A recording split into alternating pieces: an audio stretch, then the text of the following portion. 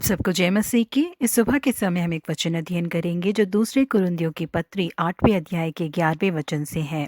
इसलिए अब यह काम पूरा करो कि जैसा इच्छा करने में तुम तैयार थे वैसी ही अपनी अपनी पूंजी के अनुसार पूरा भी करो। मार्टिन लॉयड जोन्स ने एक बार एक किसान के बारे में बताया।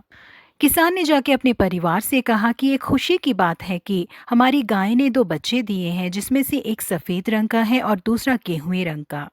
उसके साथ ही उन्होंने कहा कि इन दोनों में से एक हम परमेश्वर को दे देंगे।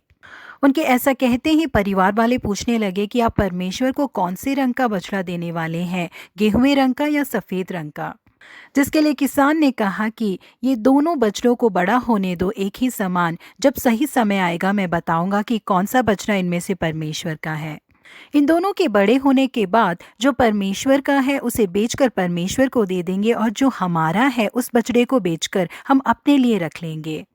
वो दोनों बछड़े एक ही समान बड़े हो रहे थे और अचानक एक दिन वो किसान बहुत ही मायूसी के साथ वापस घर आया। उसकी पत्नी ने उससे पूछा कि वो इतना ज्यादा मायूस क्यों है।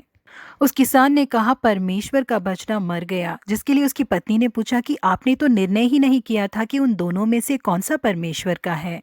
जिसके लिए उस किसान ने कहा कि मैंने सफेद रंग के बछड़े को ही परमेश्वर का ठहराया था, लेकिन आज वो बछड़ा मर गया। जी हाँ प्रिय परमेश्वर के लोगों, आज के दिन कई लोग ऐसे हैं जो परमेश्वर को देने के लिए बहुत ही कमजोर चीजों को चुन लेते हैं। परमेश्वर ने मलाकी भविष्यद्वक्ता के द्वारा इजरायली लोगों से कहा, जब तुम अंधे पशु को बलि करने के लिए समीप ले आते हो तो क्या यह बुरा नहीं? जब तुम लंगड़े या रोगी पशु को ले आते हो तो क्या यह बुरा नहीं? अपने हाकिम के पास ऐसी भेंट ले जाओ, क्या वह तुमसे प्रसन्न होगा या तुम पर अनुग्रह करेगा? जी हाँ प्रिय लोगों, हमें हमारे परमेश्वर को सबसे बेहतरीन ही देना चाहिए। भले ही हम खरीदी हुई चीज भी दे, लेकिन उसमें सबसे बेहतरीन चीज हमें देनी चाहिए। जब हम अपने बच्चों में से किसी को सेवकाई के लिए अर्पण करते हैं तो सबसे बेहतरीन बच्चा वो होना चाहिए। ये बच्चा बिल्कुल नालायक है, कुछ भी नहीं कर सकता है, इसे हम सेवकाई के लिए भेज देते हैं करके हमें निर्णय नहीं लेना चाहिए। इसी तरह से हमारे जीवन में बेहतरीन माने जाने वाले हमारे जवानी के दिल को परमेश्वर के लिए इस्तेमाल किए बिना हमारे बुढ़ापे में हम परमेश्वर की सेवकाई में आते हैं तो वो किसी भी काम के लिए प्रयोजनमय नहीं रहेगा।